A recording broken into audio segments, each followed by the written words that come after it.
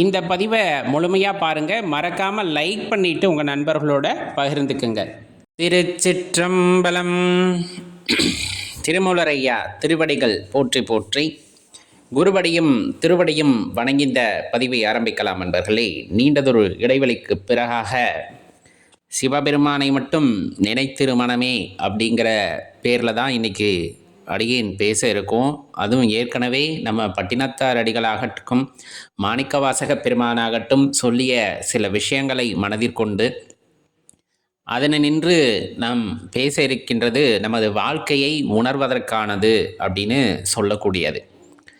எல்லா ஞானியர்களுமே ரிஷிகளுமே சித்தர்களுமே நமக்கு தெளிவாக உரைத்து சென்றது அப்படின்னா, எத்தனை காலம் இருப்போம் என்று தெரியாது, இருக்கும் வரையிலே இறைவனை நினைத்து வாழுங்கள், மனம் நிம்மதியாக ஆனந்தமாக வாழுங்கள் அப்படிங்கிறத சொல்லியிருப்பாங்க. இம்மை மறுமை அப்படிங்கிறது அவரவருடைய விருப்பம் அப்படின்னு இருந்தாலும், இம்மை மறுமை இருக்கிறது என்னும் பொழுது ஒவ்வொரு பிறவியிலும் ஒவ்வொன்று உயிரினமாக நாம் அவதரிப்போம் அப்படின்னு தெளிவாக வந்துட்டு மாணிக்கவாசக பெருமானும் புல்லாகி பூடாகி புழுவாகி மரமாகி பல்விருக்கமாகி பறவையாகி பாம்பாகி கல்லாகி மனிதராகி பேயாகி கணங்களாகி வல்லசுரராகி முனிவராகி தேவராகி அப்படின்னு சொல்லிட்டு அதை ஒரு வகைப்படுத்தி இருப்பார். எதுவாக வேணாலும் பிறக்கலாம், இந்த வரிசையில் பிறக்கணும்னு அவசியம் இல்லை. நம்ம செய்திருக்கக்கூடிய கர்மத்திற்கு ஏற்றாற் போல ஒவ்வொரு பிறவியாக எடுத்து அதில் மேன்மையடைந்து அடுத்தடுத்த பிறவியை பிறப்பதற்கான வாய்ப்புகள் இருக்கும் அப்படிங்கிறதையும் தெளிவாக தெரிஞ்சுக்கணும். இதில் ரொம்ப முக்கியமான விஷயம், இந்த மனித பிறவி அப்படின்னு எடுத்துட்டா, நீங்கள் இப்போ சிங்கம் புலியாக எடுத்தீங்கன்னா எப்போவுமே ரெண்டு விஷயந்தான். ஒன்று இறை தேடல், இன்னொன்று இணை தேடல் அப்படிங்கிற அந்த ரெண்டு விஷயத்தில் தான் வாழ்க்கையானது நகரும். அப்புறம் இருப்பிடம் அப்படிங்கிறது, ஒரு பாதுகாப்பான இருப்பிடம், இது எல்லாத்துக்குமே உண்டானது. ஆனால் எந்த உயிரினமாக இருந்தாலும் அதுதான். இப்போ மனித உயிரினமாக நம்ம பிறந்துட்டோன்னா கண்டிப்பாக இறை தேடணும், இணை தேடுவோம், இருப்பிடம் தேடுவோம். ஆனால் எல்லாத்துலேயும் ஒரு ஆடம்பரத்தையும் சேர்த்து தேடுவோம். இன்னும் சொல்ல போனால் நான் தான் இந்த உணவு சங்கிலியில் ரொம்ப பெரியாள் அப்படிங்கிற அகங்காரத்தோடு தேடுவோம். இதை அனைவராலும் உணர்ந்து கொள்ள முடியும் அப்படின்ட்டு நினைக்கின்றேன். ஏன்னா எல்லாத்து மனசுலையும் இருக்கிறது தான். ஒரு 2 கோடி 3 கோடி ரூபாய் சேர்த்துட்டாலே மனசில் அகங்காரம் தானாக சேர்ந்து விடுகிறது. இன்னும் ஒரு 100 கோடி 200 கோடின்னு இருந்தால் சொல்லவே தேவையில்லை. ஒரு 1000 கோடி 2000 கோடின்னு பதுக்கிட்டா சொல்லவே தேவையில்லை, நான் தான் இருக்கிறதுலே பெரியவன் அப்படின்ட்டு. சரி, எப்படி இருந்தாலும் போகாமல் இருக்க போகிறோமா அப்படின்னு கேட்டால் அதுவும் கிடையாது. குறித்த நேரத்தில் குறித்த வினாடியில் இந்த உடலை விட்டு போய் தான் ஆக வேண்டியது இருக்குது. இந்த நிர்பந்தம் எல்லாத்துக்குமே இருக்குது. எத்தனை கோடி ரூபாய் சம்பாரித்து வச்சாலும் அதில் ஒரு வினாடியை கூட வாங்க முடியாது. நிறைய நேரங்களில் எல்லாருமே சொல்ல கேள்விப்பட்டிருப்போம். இருந்தாலும் இந்த மனசு அதுக்கு ஒவ்வாது. இந்த உடல் நல்லா இருக்க வரலும் பார்த்தீங்கன்னா ஆடாத ஆட்டம் எல்லாம் போட்டு உடல் எப்பொழுது நலிய ஆரம்பிக்கிறதோ அப்போ இறைவனின் பாதத்தை சரணடைந்து விட வேண்டும் என்ற எண்ணம் வரும். பொதுவாக இறைபக்தி அப்படிங்கிறது இந்த உடல் நோய்களால் மனநோய்களால் வரப்படுவது இல்லை, நாம் கொண்ட அன்பினால் வருவது தான் அந்த பக்தி அப்படிங்கிற விஷயம் அப்படிங்கிறது. இதை நம்ம ஆரம்பத்திலிருந்தே பழகி கொண்டு இருக்க வேண்டும் அப்படிங்கிறது தான் உண்மையும் கூட. பொதுவாக சில தாற்பயங்களை பட்டினத்தார் சொல்லும் போது நம்ம ஏற்கனவே ஒரு பதிவில் கூட சொல்லியிருந்தோம். பிறந்தன இறக்கும், இறந்தன பிறக்கும், தோன்றின மறையும், மறைந்தன தோன்றும், பெருத்தன சிறுக்கும், சிறுத்தன பெருக்கும் அப்படின்ட்டு ஒரு வரி அப்படியே சொல்லிக்கிட்டே வருவார். அதில் தெளிவாக அவர் சொல்கிறது, எது ஒன்று நிகழ்கிறதோ அல்லது எது ஒன்று தோன்றுகிறதோ அது மறையும், இது இயல்பு. எது ஒன்று மறைந்ததாக நீங்கள் எண்ணினீர்களோ அது தோன்றும் அப்படிங்கிறதும் இயல்பு. அதாவது நான் இன்றைக்கி வெற்றியில் உச்சத்தில் இருக்கேன் அப்படின்னா அவனுக்கு தோல்வியும் உண்டு. ஒரு மனிதன் தோற்றுக்கொண்டே இருப்பானா அப்படின்னா கிடையாது, அவனுக்கான வெற்றியும் உண்டு.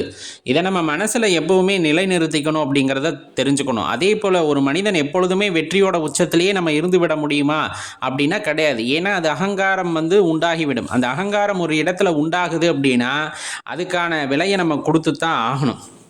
இப்போ பொதுவாகவே ஒரு விஷயம் உண்டு, நிறைய பிறவிகளை பிறக்கிறோம், எல்லாத்துலேயும் மனித பிறவியாகவே பிறக்கணும் அப்படிங்கிறது நம்மளோட எண்ணம் இல்லையா? மனித பிறவியாக பிறக்கணும். ஏன்னா ஒரு மனிதன் இறக்கும் தருவாயில் கூட நான் அடுத்த பிறவியில் உனக்கு மகனாக பிறக்கணும் மகளாக பிறக்கணும்னு தான் வேண்டி விரும்பி கேட்டுக்கொள்வார்கள். ஆனால் நம்ம செய்த கர்மா எவ்வாறு அப்படிங்கிறத பொறுத்து நீங்கள் சிங்கமாக பிறக்க போகிறீங்களா, புலியாக பிறக்க போகிறீங்களா, ஈயா பிறக்க போகிறீங்களா, எறும்பாக பிறக்க போகிறீங்களாங்கிறது வித்தியாசம் இருக்குது. அந்த பிறவியும் அவ்வாறு கிடைத்து விடுமா அப்படின்னா கிடையாது. பல கோடிக்கணக்கான ஆன்மாக்கள் தவம் இருக்கின்றன இந்த பூமியிலே பிறந்து அந்த கர்மாவை கழித்து கொள்ள வேண்டும் என்று. அந்த வகையிலே நம்ம வந்துட்டு என்ன சொல்லுவாங்கன்னா, காத்திருப்போர் பட்டியலில் போயிடுவோம். அதனால தான் சொல்கிறது, இருக்கும்போதே இந்த கர்மாவை கழிப்பதற்கு என்ன செய்ய வேண்டும் அப்படின்னு பாருங்கள். முடிஞ்ச அளவுக்கு இறைவனை நினைத்து தான தர்மங்களை எந்த பலாபலனையும் எதிர்பார்க்காமல் செய்யுங்கள் அப்படின்னு சொல்கிறது. மற்றவர்களுடன் இனிமையாக பேசுங்கள் அப்படின்னு சொல்கிறது. மற்றவர்களுக்கு எவ்வளவு நம்மால் முடியுமோ அவ்வளவு உதவுங்கள் அப்படின்னு சொல்கிறதுக்கான காரணம், இதெல்லாம் கர்மாவை கழிக்க உதவுமா அப்படின்னு கேட்டால், பலனை எதிர்பார்க்காமல் நீங்கள் செய்கின்ற விஷயம் ஏதேனும் ஒரு வகையில் இறைவனிட்ட கட்டளையாக இருக்கும்.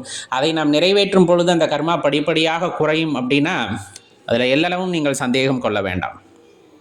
இப்போ இருக்கக்கூடிய தருவாயில் நீங்கள் பார்த்தீங்கன்னா, இப்போ அடியேன்னு சொன்னதை வச்சுன்னு இல்லை, பட்டினத்தார் சில இடங்களில் சொல்லும் பொழுது தெளிவாக சொல்லுவாங்க. கொன்றனை அனைத்தும் அனைத்தும் நினை கொன்றன, தின்றனை அனைத்தும் அனைத்தும் நினை கொன்றன அப்படின்னு சொல்லுவாங்க. என்னன்னா, நீ இன்னைக்கு ஒரு உயிரை கொல்ற அப்படின்னா ஏற்கனவே ஒரு உயிர் உன்னை கொண்டிருக்கும். நீ இன்னைக்கு ஒரு உயிரை திங்கிறன்னா ஏற்கனவே ஒரு உயிர் உன்னை கொண்டு தின்னுருக்கும். இதே தான் இனிமேல் நடக்க போகுது. நீ இன்னைக்கு உன்னை கொல்றேன்னா நாளைக்கு இன்னொன்று உன்னை கொல்லும். நீ இன்னைக்கு உன்னை சாப்பிட்றேன்னா இன்னொரு உயிர் உன்னை சாப்பிடும். நீ இன்னைக்கு ஒருத்தங்களை பெற்றெடுத்திருப்பேன்னா உனக்கு முன்னாடி ஒரு உயிர் உங்களை பெற்றெடுத்திருக்கும். நீ இன்னைக்கு ஒருத்தரை வளர்க்குறேன்னா இதுக்கு முன்னாடி ஒருத்தர் உன்னை வளர்த்துருப்பாங்க, இனிமேல் ஒன்றை வளர்க்க போகிறாங்க. ஏன்னா இது எதை சொல்ல வருது அப்படிங்கிறது நல்லா தெளிவாக தெரிஞ்சுக்குங்க. இந்த பிறப்பு இறப்பு அப்படிங்கிறது முடிவில்லாதது அப்படிங்கிறத பட்டினத்தார் அடிகள் ரொம்ப தெளிவாக விளக்குறாங்க. இதெல்லாம் சாதாரணமாக நீங்கள் கடந்து போய்விடவே முடியாது. நீ கொன்று சாப்பிட்டுக்கிட்டு இருக்கோம், நம்ம வயிற்று பசிக்காக சுவைக்காக கொன்று சாப்பிட்டுட்டு இருக்கோம்னா நாளைக்கு ஏதேனும் ஒரு உயிர் நம்மளை சாப்பிடும். இந்த மனித பிறவியானலாம் கிடையாது. நீங்கள் இன்னொரு பிறவி எடுக்கும்போது அதையெல்லாம் அனுபவித்து தான் ஆக வேண்டும். அதே போல தான் எல்லா விஷயத்திலையும் நீங்கள் ஒருத்தருக்கு மகனாக பிறந்திருக்கிறீர்கள், மகளாக பிறந்திருக்கிறீர்கள் என்றால் உங்களுக்கு ஒரு குழந்தை பிறக்கும், மகனாகவோ மகளாகவோ. மீண்டும் நீங்கள் ஏதேனும் ஒரு இடத்தில் பிறக்கக்கூடும் அப்படிங்கிறத தான் அது சொல்லுது. இதெல்லாம் என்னென்னா கர்ம வினைச்சங்கிலி அப்படின்னு சொல்லுது. நம்ம ஏதாச்சும் ஒரு விஷயத்தை செஞ்சுக்கிட்டே இருக்கோம், அதிகப்படியான கர்மாவை நீங்கள் செய்து கொண்டே இருக்கிறீர்கள். அதை கழிக்கிறது எப்படி? ஏற்கனவே பல நூறு மூட்டை முதுகில் சுமந்துட்டு இருக்கோம், பாதி இதை குடோனில் வச்சுட்டு வந்திருக்கோம். இந்த கொண்டு வந்த மூட்டையை கழிக்கிறதுக்கே வாய்ப்பு இல்லைன்னா குடோனில் இருக்கிற மூட்டையெல்லாம் எப்போ கழிஞ்சு எப்போ நம்ம இறைவனின் பாதத்தை அடைவது அப்படிங்கிற அந்த ஒரு சிந்தனை நமக்குள் எப்பொழுது வருவது? அப்போ இந்த பிறவியில் நம்ம வந்திருக்கோம், இறைவன் சில கட்டளைகளை இட்டு இருக்கிறார் அப்படின்னா கண்டிப்பாக அதை போக்க வேண்டியது, அதை நிவர்த்தி செய்ய வேண்டியது எல்லோருடைய கடமையும் கூட. இதுக்கு முன்னாடியே நம்ம சொர்க்கத்தை பார்த்துருக்கலாம், நரகத்தில் இருந்திருக்கலாம், படாத வேதனை அங்கேயும் பட்டு இருக்கலாம், ரொம்ப சந்தோஷமாக சொர்க்கம் நரகத்தில் இருந்திருக்கலாம். மீண்டும் அங்கே தான் போக போகிறோம் இந்த வினையின் காரணமாக. ஏன் நம்ம தான் வினையை தொடர்ந்து செஞ்சுக்கிட்டு இருக்கோம். நல்வினை செஞ்சால் சொர்க்கத்துக்கு போக போகிறோம், தீவினை செஞ்சால் நரகத்துக்கு போக போகிறோங்கிறது அடிப்படையாக நம்ம சமயத்தில் நமக்கு சொல்லி கொடுக்கப்பட்டது.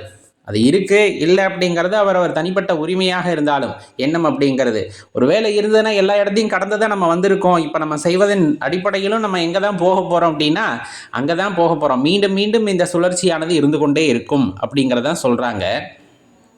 பொதுவாக நம்மளை பற்றி சிந்திக்கணும் அப்படின்னு சொல்லுவாங்க.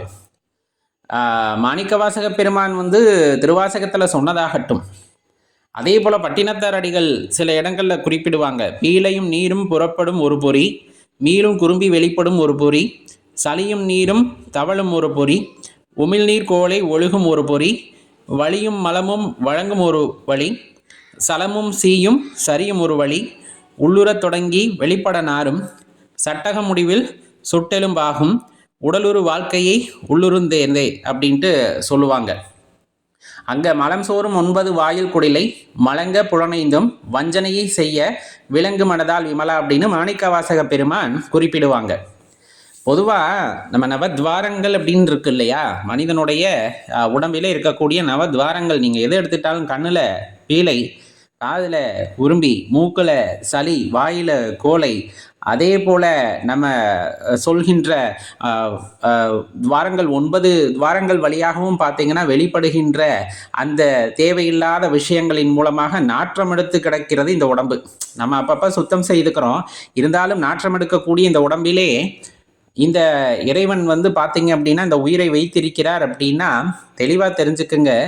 இந்த மாதிரி மலங்கள் எத்தனை செய்து விட்டு வந்தாலும், நம்ம இருவினைகள் சொல்கின்றோம், இந்த மாதிரி எதாக இருந்தாலும் சரி, இப்படி நாற்றமெடுத்த உடலில் தான் இந்த உயிர் இருக்குது. இதை விடுத்து எதை போய் அடையணும் அப்படிங்கிற அந்த தெளிவு அப்படிங்கிறது நம்மிடம் இருக்க வேண்டும். அதுதான் ரொம்ப முக்கியமான விஷயம். சொல்லப்போனால் இந்த இப்போ நம்ம சொன்ன அந்த துவாரங்கள் ஆகட்டும் அல்லது சதையாகட்டும் எலும்பாகட்டும் இதனால் பின்னி பிணைக்கப்பட்டு ஒரு சட்டையை போட்டுக்கிட்டு நம்ம இங்கே வந்திருக்கோம். இந்த சட்டையிலேருந்து நம்ம விடுபட்டு இறைவன் பாதத்தை சென்றடைய வேண்டும் அப்படிங்கிறது தான் ரொம்ப முக்கியமான விஷயம். இறைவன் எப்பேற்பட்டவர் அப்படிங்கிறதுக்கான விளக்கத்தை நிறைய பேர் ஏற்கனவே சொல்லியிருக்காங்க. சிவபெருமான் எப்படிப்பட்டவர் அப்படின்னு. கொன்றை மலர் சூடி அப்படின்ட்டு ஆரம்பித்தா சடாமுடி தரித்தவர், பிறை சந்திரனை அணிந்தவர், இந்த மாதிரி உலக இயக்கங்களுக்கு அடிப்படையான வித்தாக இருப்பவர். இப்படிப்பட்டவருடைய திருப்பாதத்தை அடைவது ஒன்றே இப்போ நம்ம சொல்லக்கூடிய இந்த வினைகளிலெல்லாம் இருந்து நாம் விடுபட்டு வருவதற்கு அடிப்படையான விஷயமாக இருக்கும் என்பதை தெரிந்து தில்லையில் நடமாடக்கூடிய அந்த நடராச பெருமானின் திருப்பாதத்தில் சரணடைவது ஒன்றே இந்த பிறவி இறப்பு அப்படிங்கிற சூழலிருந்து விடுபடுவதற்கு ஒரே வழியாக இருக்கும் அப்படிங்கிறத நம்ம தெளிவாக தெரிஞ்சுக்கணும். ஏன்னா எவ்வளவு தான் சொன்னாலும் மீண்டும் மீண்டும் இந்த மனம் எங்கே போய் தான் நிற்க போகுது அப்படின்னு பார்த்தோம்னா பணம் சேர்க்கணும், சொத்து சேர்க்கணும், ஆடம்பரமாக இருக்கணும் அப்படிங்கிறதெல்லாம் போய் கேட்க இருக்க போகுது. இதில் நம்ம மறுக்க போகிறோமா அப்படின்னா கண்டிப்பாக கிடையாது.